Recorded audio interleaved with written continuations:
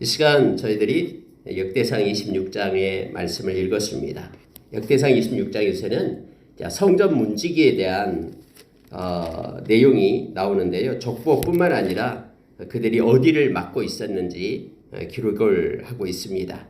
우리가 쉽게 생각하면은 문지기가 무슨 그렇게 대단한 거라고 생각하며 이렇게 성경에다가 이름을 기록하고 또 누구의 아들이고 이렇게 섬세하게 작성해 놨을까라고 생각할지 모릅니다만은 우리가 이미 말씀을 봐왔듯이 25장에서는 찬송하는 이들 4,000명에 대한 내용, 그 중에서 288명에 대한 이렇게 구분을 해서 12명씩 24개 반열로 나눠서 기록하고 있는 것처럼 동일하게 26장에서는 이렇게 문을 지키는 문지기의 그 족보를 기록합니다. 그들도 역시 24개 조로 나눠가지고 반장을 뽑고 해서 원활하게 하나님의 성전이 그렇게 하나님께 예배하는 일이 돌아가게끔 그렇게 나누어서 그 일을 감당했음을 성경은 기록하고 또 우리로 하여금 이러한 눈을 뜨게끔 그렇게 합니다. 하나님의 일에 있어서는 찬양하는 자나 문을 지키는 그 문지기나 또 제사장이나 또 제사장을 도와서 여러 가지 일들을 하는 떡상을 차리고 분향하고 또 번제 드리는 물과 나무를 패고 일하는 모든 일들이 각자 일이 있지만 이게 천한 일이 아니고 또 귀한 일이 있는 게 아니고 모두가 다 동일하게 하나님의 영광을 위하여 예배에 필요한 하나의 지체의 그런 활동이었음을 우리로 하여금 알게 하는 거예요. 우리가 쉽게 생각하면은 나무를 하고 물을 길어다 주고 문을 지키고 하는 거, 찬양을 한다 그러면은 그래요. 찬송을 한다니까는 그럴싸한다라고 생각할지도 모르지만 이 모든 것들이 동일한 수평적인 구조에서 다 존중하면서 하나님의 영광을 위하여 그렇게 사역을 감당했음을 우리가 말씀을 통해서 깨닫게 되는 겁니다. 그래서 여러분 26장에서는요. 그 문지기의 족보가 나오고요. 그 문지기의 족보 중에서 우리가 놀라운 사실을 또 발견하잖아요. 우리가 잘 아는 모세의 아들이 있잖아요. 게르솜과 또 그의 아들 엘리에셀이 있었잖아요. 게르솜과 엘리에셀 모세의 아들들도 역시 다음에 이 문지기를 했던 거예요. 문지기 족보에 모세의 아들들의 이름이 기록이 되잖아요. 그래서 여러분 우리가 생각하기에 하나님께 찬양하고 경배하고 하나님께 예배하는 데 있어서 우리가 어떤 모습의 역할의 지체의 모습을 맡는다 할지라도 하나님께서 맡겨주신 거기 때문에 우리가 존중히 여기고 귀하게 여기고 맡겨준 그 자리에서 우리가 충성하면 되는 것입니다. 하나님은 그렇게 영광을 받으신 것입니다.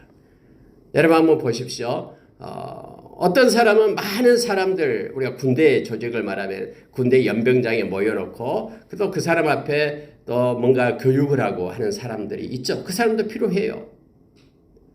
그럼 어떤 사람은 보초를 봐야 되잖아요. 밤늦게 찬이슬이 내리면서 적이 오나 안 오나 보초로 보는 사람이 있죠. 근데 보초의 그 초소에는 많은 사람이 들어갈 수 없잖아요. 들어가면 다 들통이 나니까. 2명만 서는 거예요. 그게 보초는요.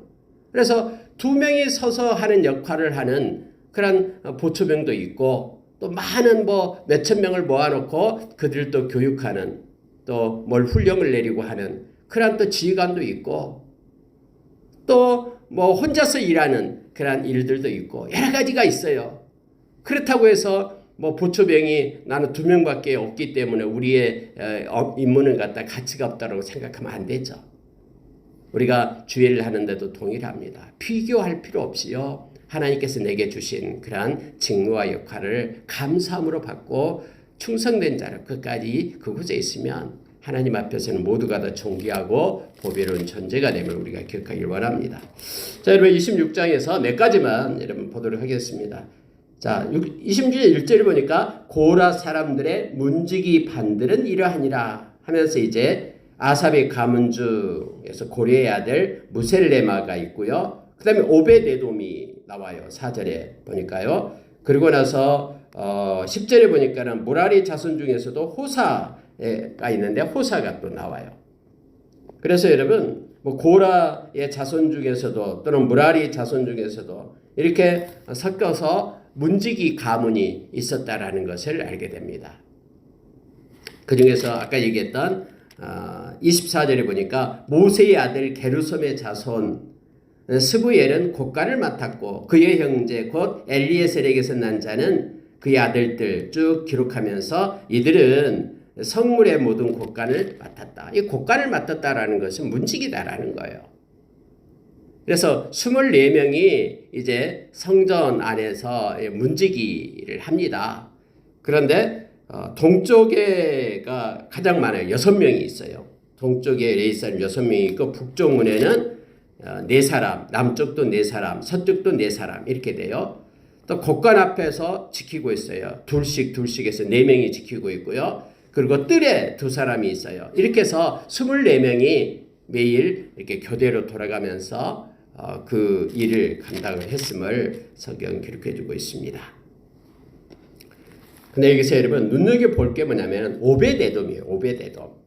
우리가 잘 아는 오벳에돔이 다윗이 그 오르난 타작 마당에서 이렇게 뛰니까 소가 뛰니까 거기에서 넘어지려는 그러한 언약궤를 붙잡았던 우사가 있었잖아요. 하나님께서 우사를 치심으로 그곳에 죽게 되니까 놀래가지고 그 하나님의 언약궤를 어디다 갖다 두었습니까? 오벳에돔의 집에다 갖다 두었죠. 못 가져가겠다고. 그래서 3개월 동안 있었어요. 근데 하나님께서 오벳에돔 집에 복을 내렸다라고 성경이 말하잖아요. 사람들이 다 알 수 있을 만큼 엄청난 복을 하나님이 주신 거예요.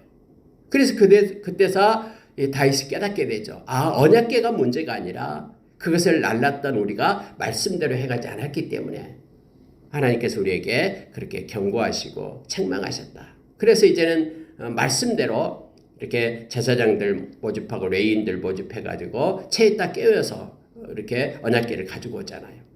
그 오벳에돔이에요. 하나님이 얼마나 오벳에돔을 복을 주냐 그러면요. 성경에 이렇게 나타나고 있잖아요. 자, 이런 보십시오. 성경에 기록을 하고 있어요. 5절에 보시기 바랍니다. 6째 암미엘과 7째 이사갈과 8째 부울 레데인이 8명이 있어요. 오벳에돔의 아들들이요. 이는 하나님이 오벳에돔에게 복을 주셨습니다. 성경에는요. 하나님이 얼마나 오벳에돔에게 복을 주냐면 이렇게 기록을 해주고 있는 거예요. 특별히 하나님께서 오벳에돔에게 복을 주어가지고 그의 자녀들을 갖다 이렇게 8명을 그렇게 세웠다라는 거예요. 하나님께서. 근데 우리가 생각하면 하나님이 복을 주면은 무슨 큰 장군이 된다거나 아니면 엄청난 부자가 된다거나 뭐 그렇게 해야지 이 문지기로 세우는 것이 무슨 복일까라고 생각하는 사람이 있어요. 여러분 그렇지 않습니다. 하나님은 하나님의 일을 하나님께서 은혜를 주시고 하나님께서 복을 준 자를 통해서 하나님의 일을 세우는 거예요. 그래서 여러분 이 세상에서 가장 가치 있고 존귀한 일은 하나님이 기뻐하는 그런 자리, 하나님께서 일하는 자리에 우리가 서는 것입니다. 이것이 가장 존귀하고 보배로운 것입니다. 세상에서는 뭐 대통령이 되고 무슨 큰 이름 있는 사람이 되고 이 사람이 그렇게 유명하고 뭐 이렇게 복이 있다라고 말할지 모르나 영적인 하나님의 자녀에게서는 우리가 섬기는 하나님께서 그를 택하고 세우고 하나님이 기뻐하고 하나님이 일하시는 그곳에 우리를 세우고 우리 자녀를 세우고 그렇게 사역하는 것이 가장 복되고 존귀한 것임을 우리가 기억해야 됩니다. 우리가 이 땅에서 아무리 많은 돈을 벌어도 그 돈이 하나님의 영광을 위하여 쓰여지지 않는 돈이라면 다 죄악 가운데 세상 가운데 쓰여지는 것이 되잖아요. 그러니까 이 세상에서 큰 기업들이 있지만은 하나님의 선교 사역을 위하여 하나님의 영광을 위하여 그걸 쓸 수 있는 기업은 하나님이 택한 기업이에요. 그래서 이건 존귀하고 보배롭고 하나님 앞에 아름다운 것이죠. 아무리 작은 일이라도 하나님이 쓰심에 합당한 통로가 되면은 존귀하고 보배롭게 되는 거예요. 그러나 아무리 엄청난 것을 가지고 있다고 해도 아무리 재능이 있고 노래하는 재능이 있다고 해도 하나님을 찬양하는데 그 목소리와 그 재능을 사용하지 않는다면 이것은 의미가 없어요. 무의미해지는 거예요. 예수 안에 있지 않으면 모든 것이 다 헛것이다라고 말씀하셨듯이 아무리 미술을 잘하는 그림을 잘 그린다 해도 이 잘 그리는 재능을 가지고 하나님의 영광을 위하여 쓰임을 받지 못한다면 이것은 아무런 의미가 없어지는 거죠. 마찬가지로 여러분 오벳에돔이 하나님의 큰 복을 받았는데 그의 자녀들 모두가 다 하나님의 성전에서 비록 문지기다고 말하지만 하나님께 영광 돌리는 예배를 드리는 그곳에 쓰임을 받았기 때문에 그들이 하나님으로부터 큰 복을 받았다라고 지금 기록을 하고 있음을 보게 됩니다.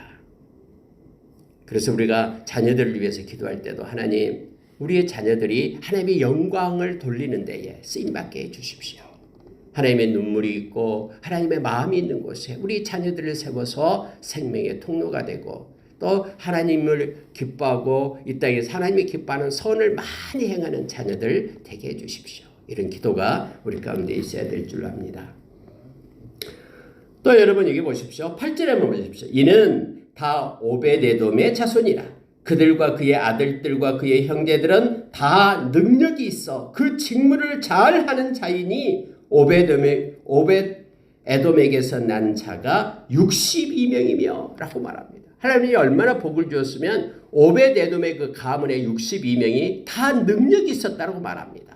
그래가지고 능력이 있어가지고 직무를 잘 감당했다라고 성경 말하고 있죠. 하나님이 맡겨주신 것을 충성스럽게 잘 감당했던 오벳에돔, 그 가문의 사람의 숫자가 62명이다라고 이런 수까지 기록하고 있잖아요. 다윗 때에 하나님이 얼마나 복을 주었으면 그의 가문에서 하나님께 능력 있게 하나님의 그런 직무, 그런 일을 감당했던 사람의 숫자가 62명이나 되었다라고 성경은 말해주고 있습니다. 하나님은 하나님께 예배하는 이들을 기뻐합니다. 오벳에돔이 3개월 동안 하나님의 언약궤를 대하는 태도가 그전과는 달랐죠.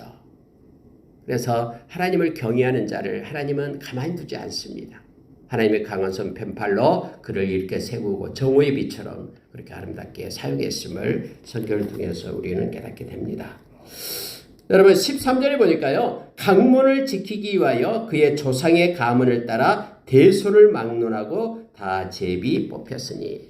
여러분 하나님의 일은 이처럼 사람의 능력과 사람의 기준에 의해서 뭔가 정해진 것이 아니라 제비를 뽑았다라고 말합니다. 앞에 찬송하는 자들도 스승이든 제자든, 여러분 특히 찬송하는 사람은 이 노래를 잘하는 사람이 있고 또 잘 못하는 사람도 있잖아요. 그런데 잘하든 못하든 즉 스승이든 제자든 또 대소 큰 사람이든 적은 사람이든 다 제비를 뽑아서 그 때가 되면 그 찬양을 하게끔 한 거거든요. 그래서 찬양은요 노래 잘한다고 해서 찬양 잘하는 게 아니에요. 찬양은 항상 이 마음으로 새로운 마음, 하나님을 경외하고 하나님을 존중하고 정말로 감사하는 마음으로 찬양을 할 때에 이것이 하나님 앞에 하나님을 영화롭게 하고 하나님께 영광을 돌린다라고 시편 50편에서 우리가 가르쳐 주잖아요. 시편은 아삽이 지으시잖아요. 이 성가대장 아삽이. 그러니까 여러분요, 우리가 감사하는 마음으로 하나님의 은혜에 감사하면서 우리의 마음을 온전히 진실하게 하나님께 찬양하는 것은요, 그게 노래를 잘하고 못하고는 상관이 없습니다. 그렇게 하나님이 받으시고 하나님께 영광을 돌리는 것임을 깨닫게 했듯이 문지기도 마찬가지예요. 이것도 뭐 보니까 우리가 군대에 있을 때 뭐 그러잖아요. 쉬운 초소가 있잖아요. 어떤 사람은 저 산 꼭대기에 올라가서 초소를 봐야 되는 거 있죠. 그러면은 우리가 이렇게 초소 그 임무가 주어질 때 저 산 꼭대기에 있으면 새벽 3시에 2시에 가서 초소 쓰려면 힘들잖아요. 그 막사 가까이에서 있는 초소는 가까우니까 좀 더 쉽고요. 그래서 막 불평을 할 수도 있고 그럽니다만은 하나님께서 세우신 자리에 제비 뽑아서 그렇게 세웠다라고 성경 말합니다. 뭐 고참이 나이 많은 사람이 또 뭐 능력 있고 힘 있는 사람이 나는 여기 차지할래 하면서 가까운 데 차지한 게 아니라 제비 뽑아서 가까운 데 걸리면 가까운 데 하는 거고 하나님이 주신 거다라고 생각하고 저 멀리 있으면 멀리 가서 문지기 하는 거예요. 그래서 성경은 강문을 지키기 위하여 그의 조상의 가문을 따라 대소를 막론하고 다 제비 뽑혔으니 라고 말하고 있습니다. 수동태예요. 뽑힘을 당했다라는 거예요. 하나님으로부터. 그래서 그 일을 잘 감당했다라고 성경은 말해주고 있습니다. 우리가 이 세상 살아갈 동안에 특히 주의를 할 때는 이런저런 일들이 있습니다. 그러나 사람의 기준으로 보지 말고 하나님께서 택하여 우리를 세웠다라고 그걸 하나님 보고 계시는 거예요. 정말로 충성스럽게 그가 사역을 감당하는지. 저와 여러분이 하나님의 세우신 자리에서 끝까지 충성된 자로 서기를 원합니다. 자, 20절에 가보면은 내 사람 중에 아히야는 하나님의 전 곡간과 성물 곡간을 맡았으며 이렇게 되어 있어요. 그러니까 그 문을 지키는 사람들 뿐만 아니라 성전의 곡간을 지키는 이들도 역시 문지기의 역할이었습니다. 하나님의 전 곡간이라는 것은 백성들이 하나님께 바치는 헌물이나 11조 또 하나님께 제사 드릴 때 사용되는 여러 가지 각종 거룩한 도구들 이런 것들을 보관해 놓은 창고였어요. 또 성물 곡간은 이스라엘 군대가 전쟁을 해서 이제 이기게 되면은 전리품을 가지고 오잖아요. 그러면은 뭐 다윗이 그랬고 많은 용사들이 그랬듯이요. 이 성전을 건축하기 위하여 하나님께 드린 전리품들이 있어요. 이런 것들을 보관해 놓은 곡간을 성물 곡간이라고 얘기합니다. 그 곡간도 함부로 성물이기 때문에 누군가가 들어와서 거기에서 장난치지 않도록 그래서 이것도 잘 지켰다라고 지금 성경은 말하고 있습니다. 그러한 이게 전쟁에서 이길 때 이 전리품 중에서 하나님께 드리는 것이 그 11조를 드려요. 이 전리품 중에서도. 왜냐하면 이 전쟁은 하나님께 속한 거기 때문에 하나님께서 우리에게 승리를 주셨다라고 감사의 예물을 드리죠. 그것을 모아놓은 것이 바로 이 성물 곡간입니다.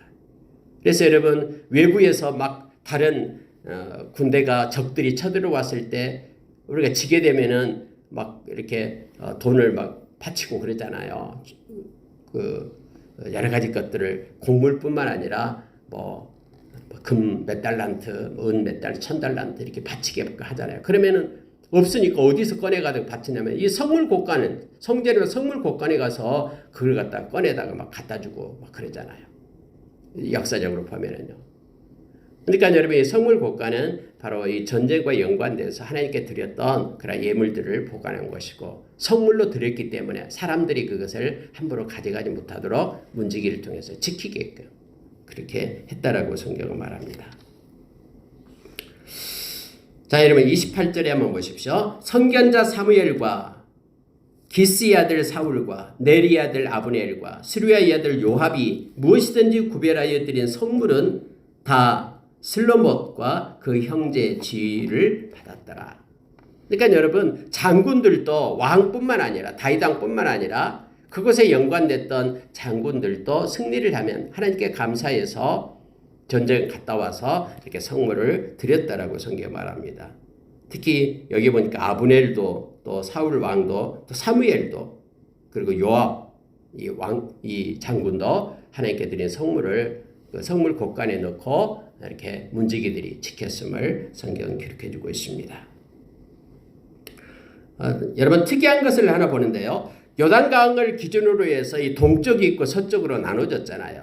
동쪽에는 우리가 잘 아는 르우벤과 갓과 므낫세의 반지파가 있었죠.